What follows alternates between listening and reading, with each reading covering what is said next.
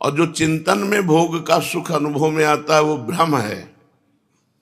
सत्य सच्चिदानंद प्रभु का चिंतन, सत्य सच्चिदानंद प्रभु का सुख, ये शाश्वत है, नित्य है, चैतन्य है, चिदानंद है। इसलिए बड़े भाग्यशाली हो कि वृंदावन धाम में बैठ करके भगवत चर्चा सुनने का सौभाग्य मिला। अब सुन करके भूल मत जाइए, अपने जीवन को जगाइए। असतो मां सदगमय, तमसो मां ज्योतिर्गमय, मृत्युर्मां अमृतम गमय। मृत्यु से अमृत की यात्रा, अंधकार से प्रकाश की यात्रा, अज्ञान से ज्ञान की, असत से सत की, इसी यात्रा के लिए हमें मानव देह मिला है। अगर हम ये यात्रा पूरी न कर पाए तो व्यर्थ का जीवन रहा, फिर किसी काम का नहीं। तिनते खर सूकर स्वान भले, जड़ता बस जे कह न कछुए। जर जाओ सो जानकी नाथ बिना, जो जिये जग में तुम्हारो बिन होए। उनसे सुअर कुत्ता गधा अच्छे, क्योंकि वो बेचारे अपने पाप कर्म को भोग कर पवित्र हो रहे हैं।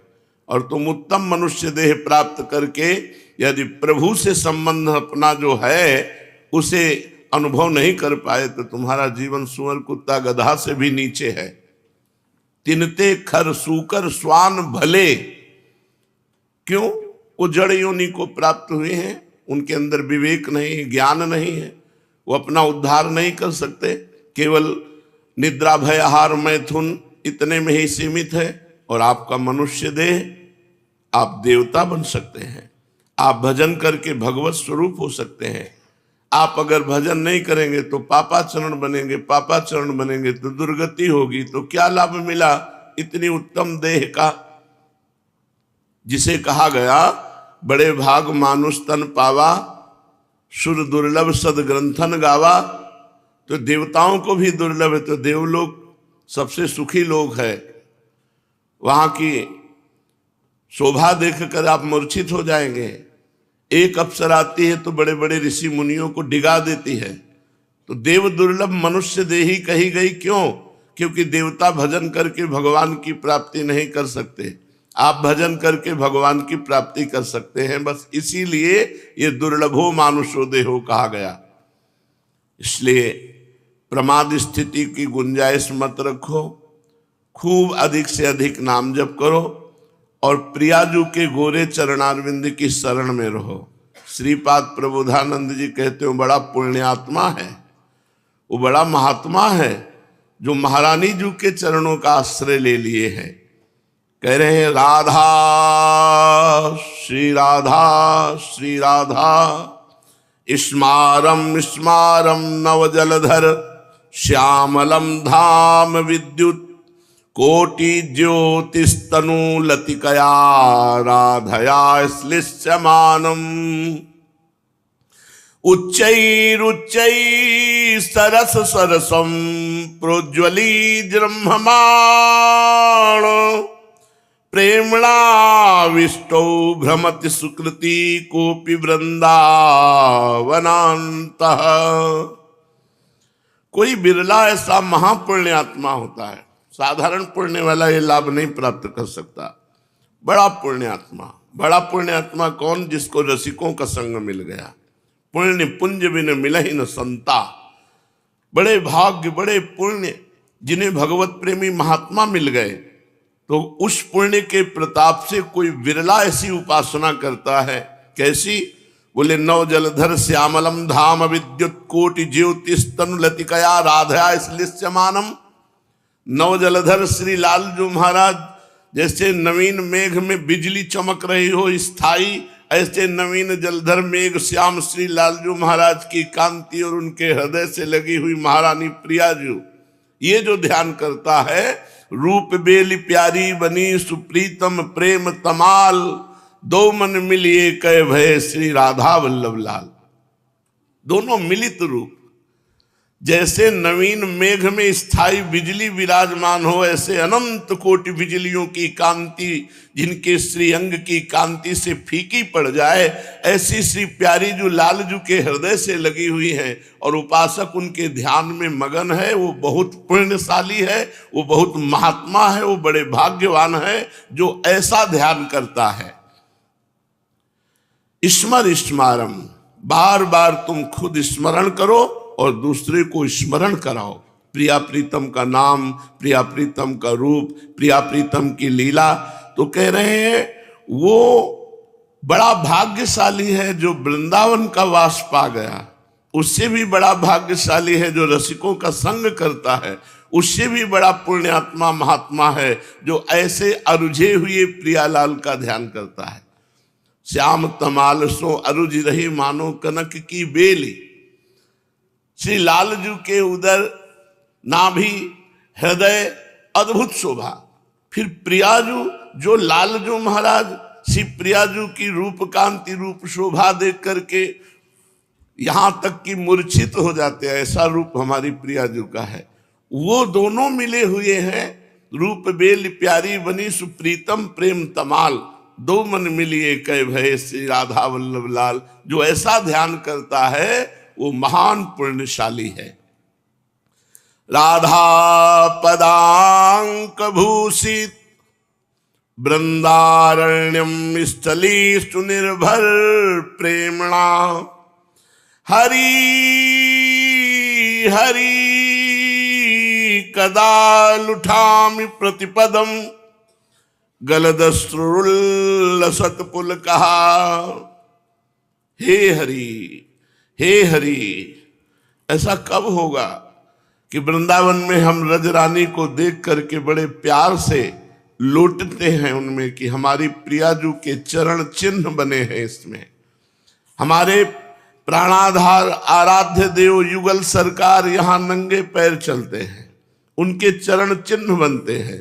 ये रज उनके चरण से चिन्हित है, इसलिए प्रेम विह्वल होकर गलदश्रुधारा गदगद कंठ अश्रु प्रवाहित करते हुए वृंदावन की रज में लौटे।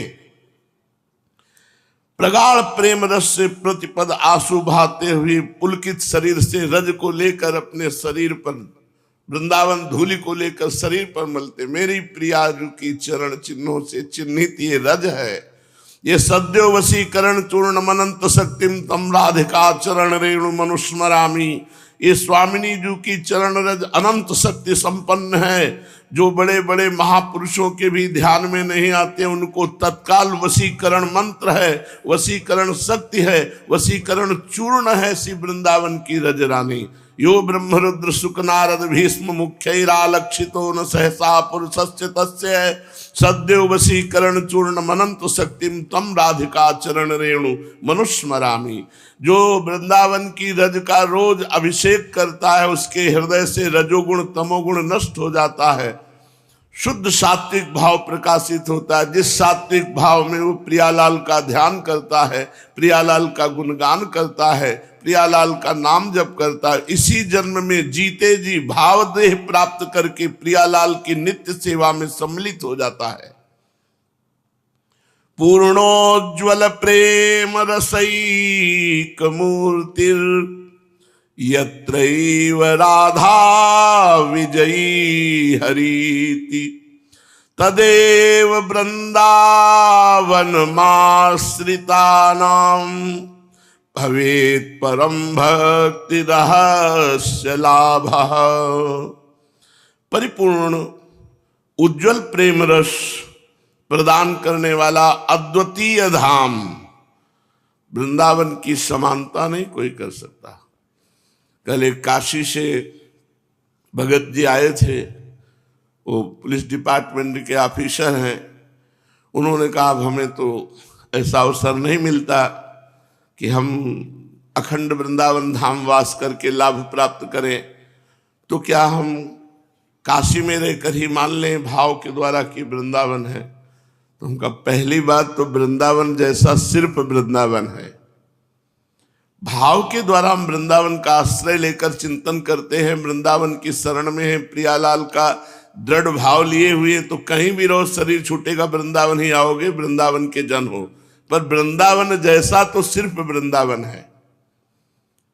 कहां है बिहारी लाल जू का प्रगटीय रूप? कहां है इतनी शोभा? वो थोड़ा नेत्र पवित्र हो जाए तब देखोगे कि वृंदावन तो सिर्फ वृंदावन है। प्रियालाल जैसे तो सिर्फ प्रियालाल, और वृंदावन जैसा तो सिर्फ वृंदावन जैसा। लाखों शालिग्राम भगवान विराजमान होंगे वृंदावन में, लाखों श्रीमद् भागवत विराजमान होंगे, और हजारों की संख्या में हमारे वृंदावन में मंदिर बने हुए हैं। हमें लगता है कि 5-10 हजार मंदिर तो छोटे बड़े मिला के सब होंगे ही, और लाखों वैष्णव हैं। कोई ब्रजवासी ऐसा न जिसके घर में ठाकुर सेवा न हो, जिसके घर में नाम जप न हो। प्रायः बहुत से ब्रजवासी कोई बिहारी जी का श्रृंगार दर्शन करते हैं, कोई शयन दर्शन करते हैं, लेकिन सब प्रभु के दर्शन करने वाले बड़े अनुरागी ब्रजवासी जन हैं।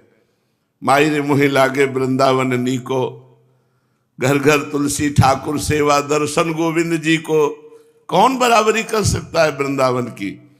जहां शिव सनकादिक वृंदावन की रज का सेवन करने की याचना करते हैं, किशोरी तेरे चरणन की रज पाऊं, जो रज शिव सनकादिक याचत सो रज शीस चढ़ाऊं। तो फिर समानता कहां हो सकती है? कौन ऐसा धाम है जहां की रज की महिमा वर्णन की गई? ब्रज रज की समानता त्रिभुवन में वैकुंठ नहीं कर सकता, जो त्रिभुवनातीत है, त्रिगुणातीत है, गुणातीत है। फिर वृंदावन की समानता और कौन कर सकता है? अहो भाग्य उसके जो पूर्णोज्ज्वल प्रेम रसिक मूर्तिर, पूर्ण उज्ज्वल प्रेम रस का अद्वितीय मूर्ति है वृंदावन। क्योंकि राधई हो विजयी हरीति, जहां किशोरी जी विजय को प्राप्त हुई है। किससे? लालजू महाराज से। सर्वलोक महेश्वर अद्वितीय विजेता भगवान श्री कृष्णचंद्र जो है, इनकी समानता करने वाला त्रिभुवन में कोई नहीं है। क्योंकि शिव विरंच आदि इनके शरणागत हैं। ध्येयम सदा परिभवग्नम अभीष्ट दोहम तीर्थास्पदम शिव विरंच नुतम शरण्यम भृत्यार्तिहम प्रणतपाल भवाब्दिपोतम वंदे महापुरुष ते चरणारविंदम। ऐसा महापुरुष श्री चरणों में महावर लगाता है हमारी महारानी जी के, जिसे अखिल कोटि ब्रह्मांड नायक परात्पर ईश्वर ब्रह्म परमात्मा भगवान श्री कृष्ण वो पीक दानी लिए खड़ा है हमारी प्यारी जी के सामने। तो विजयी हैं हमारी स्वामिनी जी। महाराज श्री बांके बिहारी जी जो कह रहे हैं, स्वामी हरिदास जी महाराज लिख रहे, तू जस कोटि ब्रह्मांड विराजे श्री राधे। हे किशोरी जी, आपका जस करोड़ों ब्रह्मांडों में व्याप्त हो रहा है, क्योंकि अखिल ब्रह्मांडपति आपकी सेवा में है। श्री हरिदास के स्वामी श्यामा कुंज बिहारी रीझ रीझ पायन परत, कुंज बिहारी रीझ रीझ जिनके पायन परत वो श्री राधा विजयी हैं वृंदावन में। श्री हरि और श्री किशोरी जी नित्य नवीन नवीन लीला जिस धाम में कर रहे, वो धन्य है मनुष्य शरीरधारी जो इस धाम में वास कर प्रियालाल की शरण होकर उनका गुणगान करता है, नाम जप करता है, प्रियालाल के लिए नृत्य करता है, प्रियालाल के लिए रोता है। धन्य है उसका जीवन, परम धन्य जीवन है। श्री सीताराम दास जी ओंकारनाथ महाराज अद्भुत नाम प्रेमी महात्मा। ध्यान से नाम महिमा सुनो तो तुम्हारे हृदय में नाम जप की भावना जागृत हो जाएगी। हे प्रीतम, तुम नाम ले लो। केवल मैं नाम से ही अधीन हो सकता हूं, भगवान अपनी बात बता रहे हैं। अगर मुझे कोई अधीन करना चाहता है तो मैं केवल नाम जप से अधीन होता हूं। सुमिर पवन सुत पावन नामू, अपने बस करी राखे रामू। अपने बस, अजित को जीत लिया हनुमान जी महाराज ने नाम कीर्तन और नाम जप के द्वारा। मैं बहुत संतुष्ट हो जाता हूं जो मेरा नाम जप करता है। जो नाम लेते हैं मैं उन पर प्रसन्न हो जाता हूं। और कलयुग में केवल मेरे नाम के द्वारा ही मोक्ष और परम पद और प्रेम की प्राप्ति होती है। सबसे उत्तम तपस्या है मेरा नाम जप करना। तो प्रश्नकर्ता ने प्रश्न किया, भगवान नाम लेना उत्तम तपस्या कैसी हो सकती है? क्योंकि आग में तपना, जल में, सूर्य ताप में तपना, भूख प्यास सहना, इनको तो तपस्या के अंतर्गत, नाम जप कैसे सबसे उत्तम तपस्या हो सकती है? हाँ रे, बिल्कुल ठीक सुना। नाम लेना कोई साधारण बात नहीं, बहुत बड़ी तपस्या है भगवान का नाम जप करना। स्कंद पुराण में बताया गया है कि कर्म अनुष्ठान द्वारा मेरे प्रेम को प्राप्त करना कामनाधीन व्यक्तियों के लिए दुर्लभ है, अत्यंत कठिन है, असंभव है। कामना से युक्त होकर कर्म करके मेरा प्रेम प्राप्त करना असंभव है। इसे तो सिर्फ प्रेम योग के द्वारा ही प्रेम प्राप्त किया जा सकता है। प्रेम योग क्या है? प्रियालाल का आंसू बहाते हुए स्मरण करना, राधा राधा राधा, प्रियालाल के लिए प्राण समर्पित करना, प्रियालाल के सिवा मेरा कोई नहीं है, ऐसा। तेषाम सतत युक्ता नाम भजताम प्रीतिपूर्वकम ददामि बुद्धि योगम तम येन मामुपयांति ते। ये सबसे बड़ा बुद्धि योग जो भगवान सच्चिदानंद में बुद्धि समर्पित हो गई, ये होता है तेषाम सतत युक्ता नाम भजताम प्रीतिपूर्वकम। जो प्रेम पूर्वक प्रभु का नाम जप करता रहता है, उसके हृदय में प्रेम का प्रादुर्भाव हो जाता है। ये साधारण लोग मेरी बात नहीं समझेंगे। सीताराम दास जी महाराज कहते, साधारण लोग मेरी बात नहीं समझेंगे। जो लोग कामना में फंसे हुए हैं वो मेरी बात नहीं समझेंगे, वो असमर्थ हैं बेचारे। मेरी बात वही समझ सकता है जो प्रेम की चाह कर रहा है कि मुझे कैसे प्रेम प्राप्त हो। उन लोगों के लिए मैं कह रहा हूं, सर्वदा प्रभु का नाम सुमिरन करो। इससे तुम्हारी कामनाओं का भी त्याग हो जाएगा और भगवत प्रेम प्रकाश, जब प्रेम प्रकाशित हो गया तो बचा क्या, सब कुछ प्राप्त हो गया। नाम जप करने में इतनी सामर्थ्य है कि वो कामना का नाश अपने आप कर देता है। सही मानिए, नाम जप में इतनी रुचि की अन्य भोग उपस्थित होने पर, भोगने का संयोग होने पर रुचि नहीं, अंदर से घृणा होती। जैसे उल्टी हो, बमन हो तो तुम्हारी दृष्टि चली जाएगी तो तुरंत हटा लोगे। ऐसे ही रमा बिलास राम अनुरागी तजत बमन जिम जन बड़भागी। जो बड़भागी भगवान के नाम प्रेमी भक्तजन हैं, वो लक्ष्मी के वैभव को ऐसे देखते हैं जैसे उल्टी को देखते हैं। नाम लेने की इच्छा करो, इच्छा करो कि मैं अधिक से अधिक नाम जप करूं। हर पल नाम जप करो तो षड रिपुओं के प्रभाव से आप वंचित हो जाओगे। काम, क्रोध, लोभ, मोह, मत्सर, ये सब अपना प्रभाव नहीं डाल पाएंगे आपके ऊपर यदि नाम जप चल रहा है तो। आप देख लीजिए नाम का प्रभाव। जिस समय नाम जप चल रहा उस समय काम वेदना जागृत हो जाए तो तुम प्रभावित नहीं होगे यदि नाम नहीं छोड़ोगे तो। देख लेना, वो नाम जप आपको बचाएगा। नाम जप आपके मन में जहां कामना पैदा हो रही वहां जलन पैदा कर देगा, जिससे आप उधर से अपनी वृत्ति हटाकर प्रिया प्रीतम में लगाओगे। षड रिपुओं के घात प्रतिघात से, अगणित विक्षेपों से, अगणित विघ्नों से तुम कभी परास्त नहीं होगे यदि नाम जप कर रहे हो। विवश हो, परेशान हो, तुम्हारा हृदय जल रहा है, विपत्तियां घेरे हुए हैं, असमर्थ हो, असहाय हो, तो मेरी बात मान लो, नाम जप करो। तुम्हारा जो हृदय में भाव आएगा उसकी समानता कोई तपस्वी भी नहीं कर सकता। इसीलिए नाम जप सबसे बड़ी तपस्या है। प्रीतम, ये कलयुग है, इसमें वृत्ति पापाचरण में ज्यादा लगती है। इसमें पाप करना बहुत अच्छा लगता है, कलयुग का ऐसा प्रभाव है। इसमें यम नियम में चलना बहुत कठिन लगता है। समस्त दोषों की जड़ कली है। ये पापाचरण कराता है, अपराध कराता है, और ये प्रतिक्षण अत्याचार, व्यभिचार, हिंसा, चोरी, ये अच्छा लगता है कलयुग में। ऐसा करना एक अच्छी क्रिया लगती है। ज्यादा कोई परेशान करे तो वचन से, शरीर से, मन से उसको ताड़ित करना, दुख देना, हिंसा करना, ये कलयुग में अच्छा लगता है।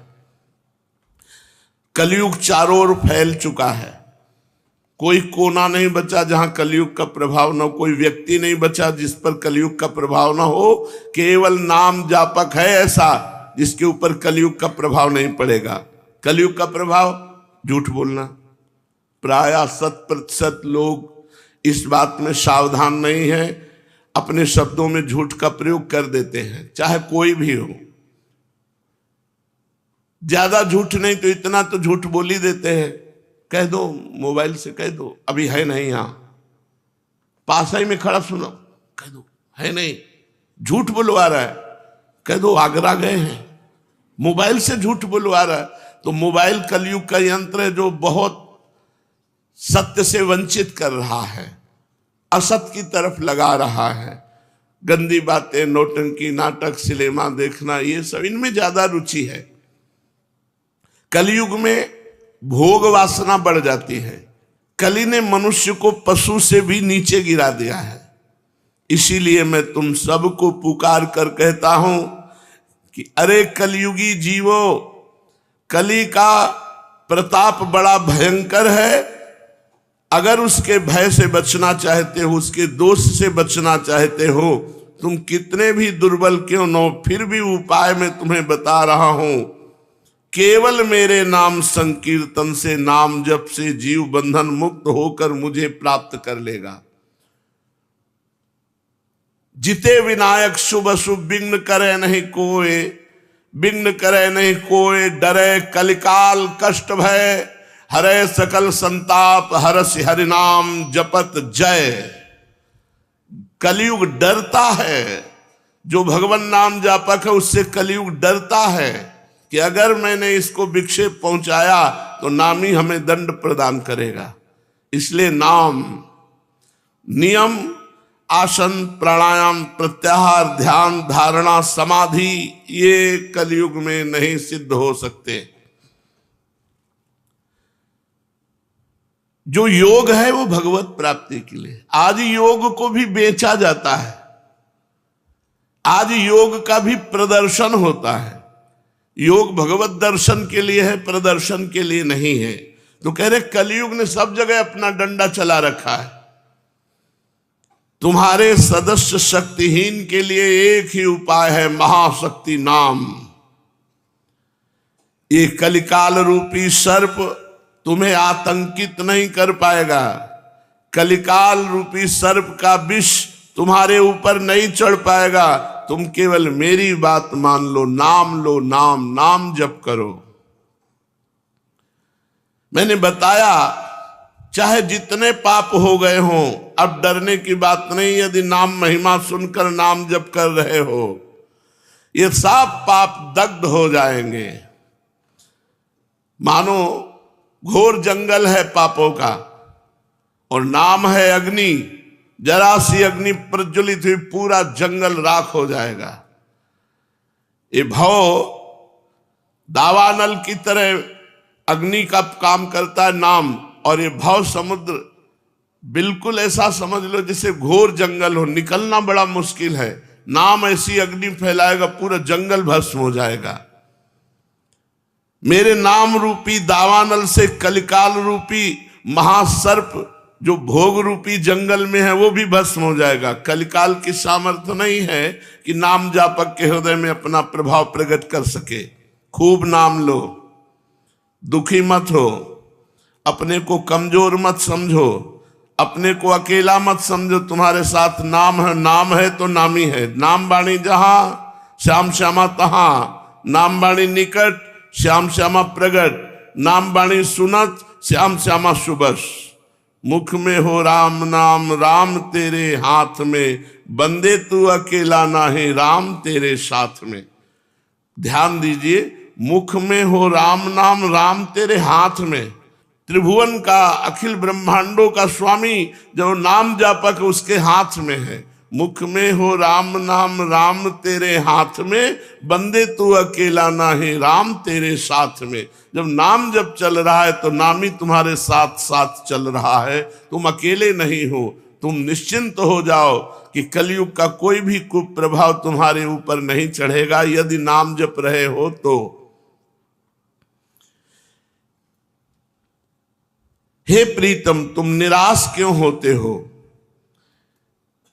अभी तुम्हारा वाणी का जप चल रहा है। प्रारंभ में वाणी जप होता है, राधा राधा राधा राधा। जब तुम्हारा मानसिक जप चलने लगेगा ना, तब तुम देखना तुम्हें कितना आनंद मिलता है। तुम आनंद से व्याकुल हो जाओगे जब तुम्हारा मानसिक नाम जप चलेगा। अगर ध्यान नहीं कर सकते हो तो तुम चिंता मत करो, केवल नाम जप करो। नाम का ध्यान नहीं कर सकते हो, मन एकाग्र नहीं है, तो तुम्हें चिंता नहीं करनी। तुम आसमान की तरह आवृत करने वाले नाम को जप करो।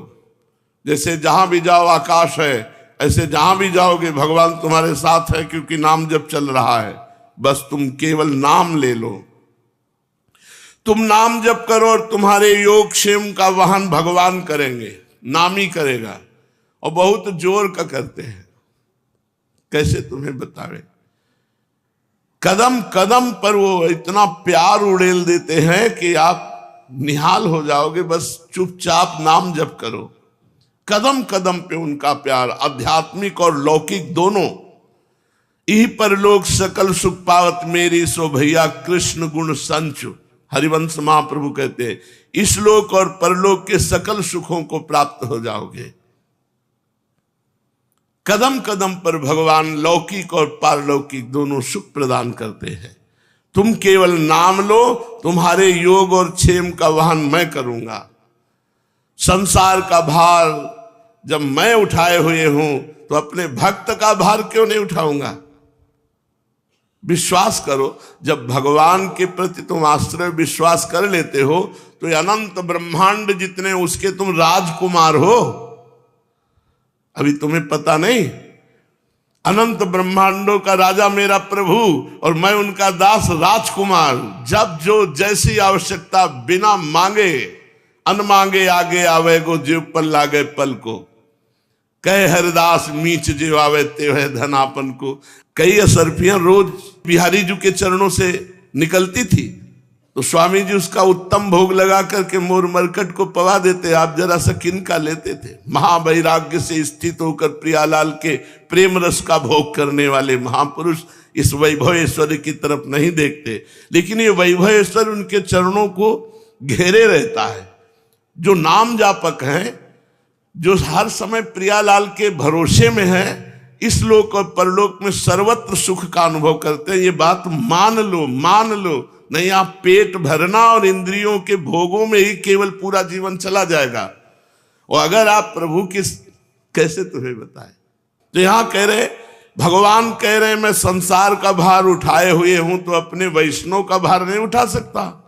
तो इस बात पे विश्वास करो, हमें किसी और की तरफ देखना और हाथ फैलाने की जरूरत क्या है। अपने आप वो देता है।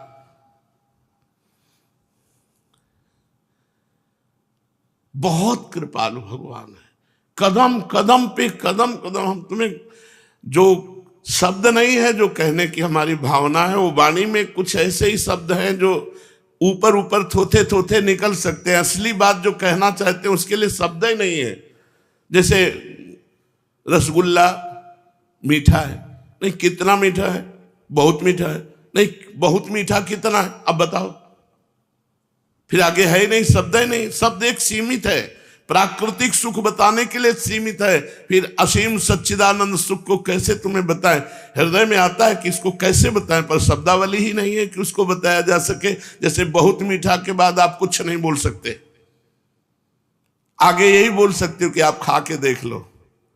ऐसे ही सच्चिदानंद सुख प्रभु देते हैं अपने शरणागत को। मान लो बहुत जन्मों के बाद अवसर मिला है मानव देह में भगवान की शरणागति होकर नाम जपने की। आप खुद निहाल हो जाओगे, दूसरों को निहाल कर दोगे। नाम जप में आप रुचि प्रकट करो। भगवान कह रहे मैं तुम्हारा भार संपूर्ण स्वयं ले लूंगा। भोग लोलुपता, पाप कर्म, चंचलता, ये कली के धर्म है। तुम्हारी मनोदशा त्याग की तरफ नहीं बढ़ेगी, भोग की तरफ बढ़ेगी, पुण्य की तरफ नहीं जाएगी, पाप की तरफ जाएगी। इसलिए तुम आज से ही नाम लो, जिससे तुम्हारी मानसिक स्थिति ठीक हो जाएगी। तुम्हारा हाथ मैं थामे हूं।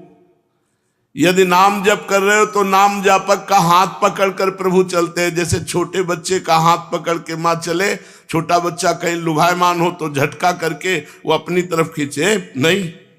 ऐसे ही करो सदा तिन कह रखवारी, जिम बालक राखे महतारी। भगवान मां की तरह अपने भक्त का हाथ पकड़कर चलते हैं।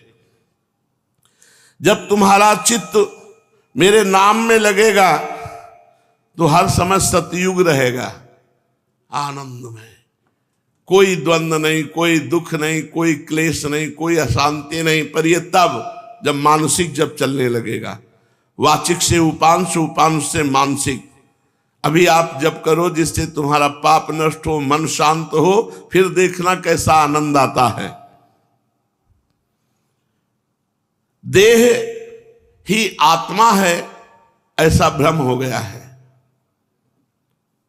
ये चरम अज्ञान है, देहाभिमान की मैं स्त्री हूं, मैं पुरुष हूं। कलयुग इसी अज्ञान का आश्रय लेकर के नाना प्रकार के पापाचरण मनुष्यों से कराता है। अन्य युगों में तो अन्य साधनाओं का भी प्रवेश था, लेकिन कलयुग में नहीं। कलयुग केवल नाम आधारा, सुमिर सुमिर नर उतर ही पारा। तुम्हारा चित्त बिल्कुल ठीक हो जाएगा, तुम्हारा मन बिल्कुल सही हो जाएगा। तुम केवल नाम जप करो, मेरे लाडिले, मेरे दुलारे, मेरे अंश। तुम केवल अमृत में मेरा नाम जप करो तो तुम अमृत पद को प्राप्त हो जाओगे। शोक और दुख क्यों? मैं तुम्हारे पाछे डोलता हूं। भगवान कह रहे तुम नाम जप करो, मैं तुम्हारे पीछे डोलता हूं। पाछे पाछे हरि फिरे, भगवान पीछे पीछे। अनुब्रजाम में हम नित्यम पुए त्यंग रेणु भी, मैं उसके पीछे डोलता हूं कि कहीं इसकी चरण रज उड़कर मेरे ऊपर पड़ जाए। और जो नाम जप कर रहा, नाम ध्यान से चल रहा है, तो भगवान के हाथ में पैर रखता जा रहा है। जो भगवदानंद में डूबा हुआ है तो उसके पैर में कहीं कंकड़ न चुभ जाए, कांटा न चुभ जाए। जहां वो चरण रखता है भगवान वहां हाथ रखते हैं। जहां जहां मेरा भक्त चरण रखे वहां वहां रखूं हाथ। पीछे पीछे मैं फिरूं कभी न छाड़ू साथ। संतों ने भगवान की बात को पकड़ा है। जब तक तुम कर्मों के प्रपंच में फंसे रहोगे तब तक निर्मल ज्ञान, पवित्र प्रेम, विशुद्ध भक्ति ये प्राप्त नहीं होगी। एक तुम बात पकड़ लो, नाम जप। मैं तुम्हारे सभी पाप कर्मों को क्षय कर दूंगा, चिंता मत करो। तुम केवल नाम लो। अहरहा संध्यामुपासित, नियमित रूप से संध्या के समय सूर्य अर्घ्य करके बस खूब नाम जप करो, अविरल नाम लो। विस्मरण कतई ना होने पावे। फिर देखना पाप रूपी अंधकार कैसे नष्ट होता है, मनोभाव कैसे प्रेम भक्ति में डूबता है। अन्य साधनाओं की तरफ ध्यान मत दो, केवल नाम ही संपूर्ण साधना है। भगवान श्री हरि, केशव, गोविंद, वासुदेव जगन में विविध नामों से युक्त है। कोई एक नाम लेना शुरू कर दो तो अखंडित परमानंद का लाभ प्राप्त होगा। हे प्रीतम, इस भेद बुद्धि का त्याग करके क्या अच्छा है क्या बुरा है इस उलझन का त्याग कर दो। सुखस्य दुखस्य न कोपि दाता, कोई तुम्हें सुख दुख नहीं दे सकता, तुम्हारे कर्म सुख दुख देते हैं। मेरा नाम जप करो, सुख दुख से ऊपर उठाकर अखंड आनंद में, आनंद घन में मैं स्थित कर दूंगा। हाहाकार मचा हुआ है संसार में, वही आनंदित है, वही शीतल है, वही सुख से सोता है जो मेरा नाम जप करता है। किसी भी प्रकार का कर्म अगर बन भी जाए तो तुम्हें वो बाधित नहीं करेगा, दंड नहीं देगा यदि नाम जप कर रहे हो। बड़ा कृपा है, बड़ा कृपा का मार्ग। अगर हमसे कोई पाप कर्म बन जाए तो वो भोगना नहीं पड़ेगा, दंड नहीं देगा, क्योंकि नाम जब चल रहा है सब पापों को भस्म करता जाएगा। लेकिन ऐसा नहीं कि पाप कर्म जानबूझ के करो फिर नाम लो, तो फिर नामापराध हो जाएगा, वो आपको नरक ले जाएगा।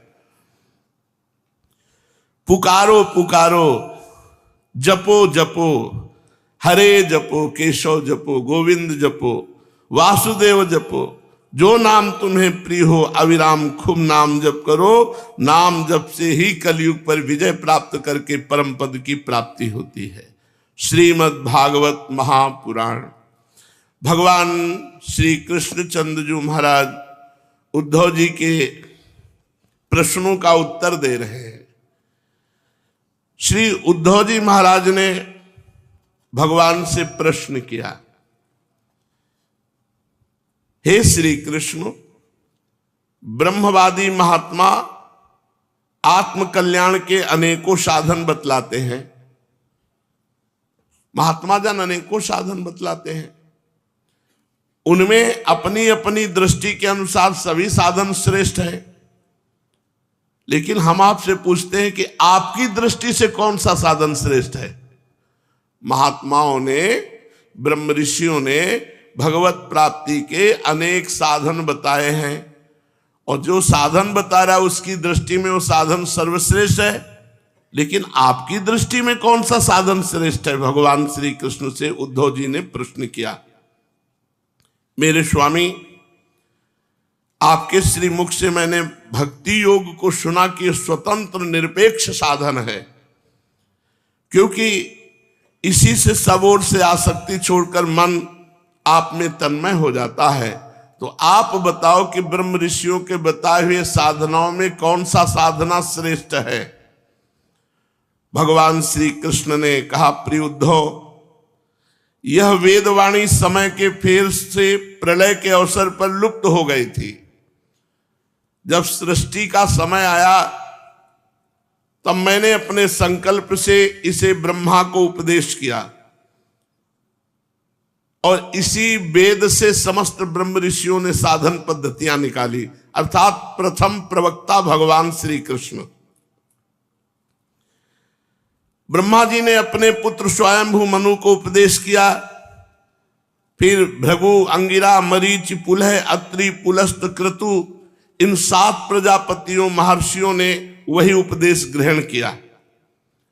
फिर इन ब्रह्म ऋषियों से देवता, दानव, गुह्यक, मनुष्य, सिद्ध, गंधर्व, विद्याधर, चारण, किन्नदेव, किन्नर, नाग, राक्षस, किम पुरुष अपने पूर्वज ब्रह्म ऋषियों से प्राप्त किया। सभी जातियों और व्यक्तियों के स्वभाव उनकी वासनाओं से सतोगुण, रजोगुण, तमोगुण के कारण भिन्न भिन्न है, इसलिए उनकी बुद्धि वृत्तियां भी अनेक भेद है। इसलिए सभी अपने अपने स्वभाव के अनुसार वेदवाणी का भिन्न भिन्न अर्थ ग्रहण करते हैं। मेरी वेदवाणी ही ऐसी अलौकिक है कि उससे विभिन्न अर्थ निकलना स्वाभाविक है। इस प्रकार स्वभाव भेद, परंपरागत उपदेश के भेद से मनुष्यों की बुद्धि में भिन्नता आ जाती है, और कुछ लोग तो बिना किसी विचार के वेद विरुद्ध पाखंड मतावलंबी हो जाते हैं, पाखंडी हो जाते हैं। प्रिय उद्धव, सभी की बुद्धि मेरी माया से मोहित हो रही है, इसी से वे अपने अपने कर्म संस्कार और अपनी अपनी रुचि के अनुसार आत्म कल्याण के साधन भी एक नहीं अनेकों बतलाते हैं। पूर्व मीमांसक धर्म को बताते हैं, साहित्याचार्य यश को बताते हैं, काम शास्त्री काम को बताते हैं, योगवेत्ता सत्य और समाधि को, दंड नीतिकार ऐश्वर्य को, त्यागी त्याग को, लोकायतिक भोग को, मनुष्य जीवन का स्वार्थ एवं परम लाभ बताते हैं। कर्मयोगी लोग यज्ञ, तपस्या, दान, व्रत और यम नियम आदि को पुरुषार्थ बतलाते हैं। परंतु लग गया तो सब पीछे बराबर हो गया। ये सभी कर्म हैं। इनके फल स्वरूप लोक मिलता है, परम पद नहीं। सत्यलोक, जनलोक, महार्गलोक, तपलोक, ब्रह्मलोक या बहुत स्वर्गलोक, ये।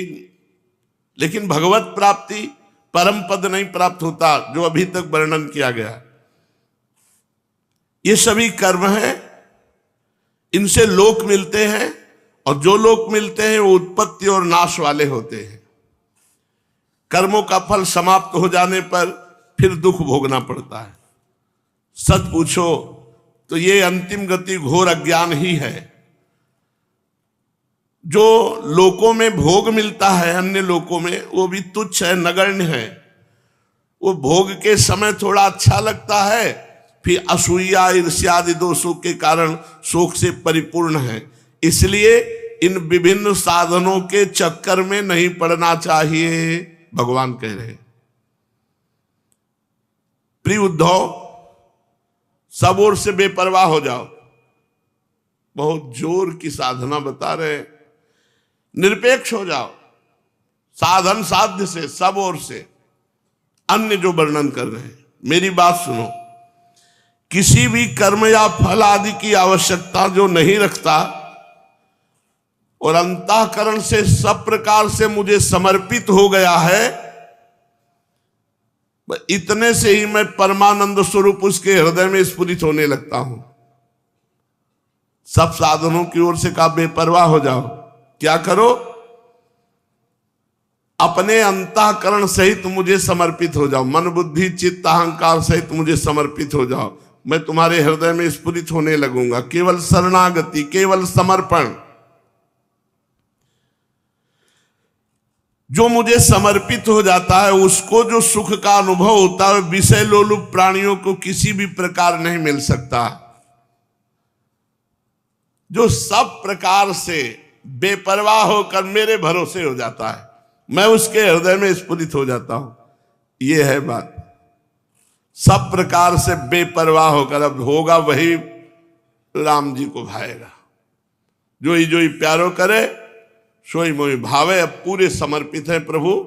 अब चाहे नरक भेजो, चाहे स्वर्ग भेजो, चाहे परम पद भेजो, अभी आपकी मर्जी है। मैं आपके चरणों की शरण में हूं।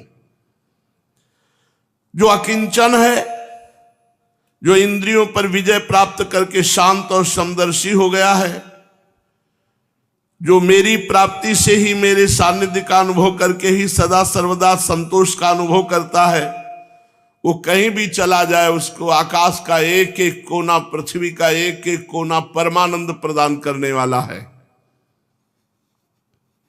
जिसने अपने को मुझे सौंप दिया है, बस ये खास बात है। कल एक प्रश्नकर्ता विदेश के थे। उन्होंने कहा कि 40 साल से शरणागत हूं, 40 वर्ष से। तो क्या अभी हमारी शरणागति पुष्ट नहीं हुई? तो 40 साल क्या, 40 जन्म से लगे रहो तो भी नहीं पुष्ट होगा। अगर महापुरुषों का सानिध्य मिल जाए तो मिनट में पुष्ट हो जाएगा। मिनट में, पूरा मिनट तब होगा जब आपकी शरणागति पुष्ट हो जाएगी। फिर उन्होंने बताया कि मेरा पुत्र था, 2 वर्ष हो गए, तब से मैं बहुत परेशान हूं। कहां शरणागत हो? किससे शरणागत हो?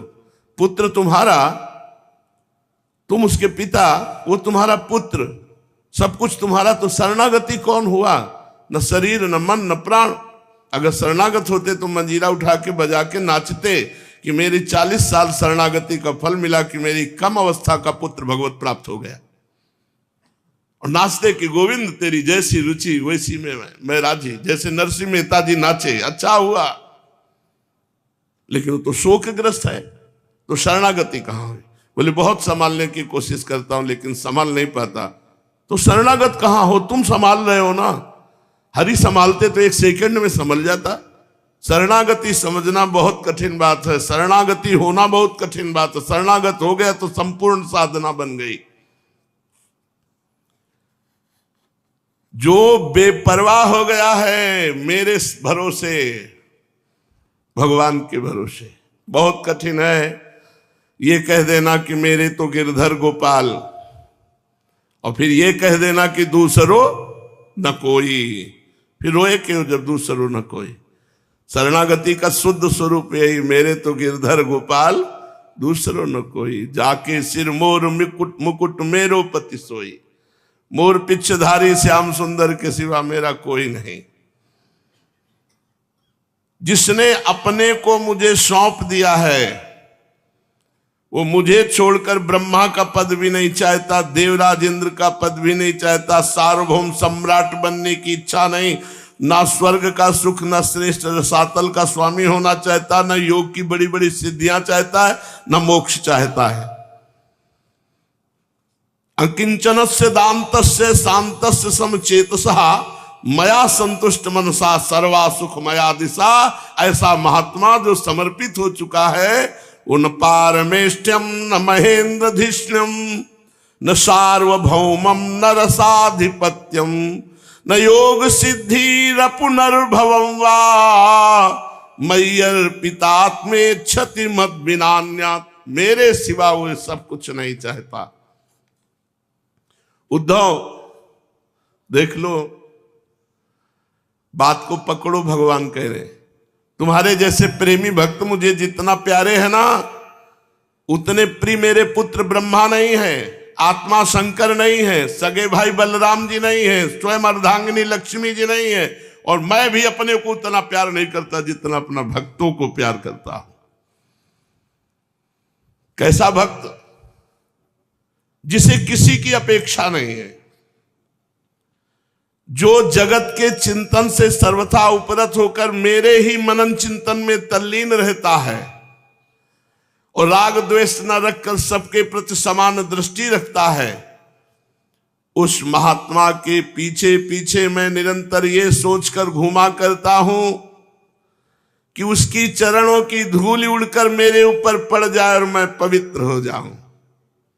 न तथा में प्रीतम आत्मयोनिर्न शंकरः न च संकर्षणो न शरीर नैवात्मा च यथा भवान निरपेक्षम मुनिम शांतम निर्वैरम समदर्शनम अनुब्रजाम्यहम नित्यम पूये त्यंग रेणु भी।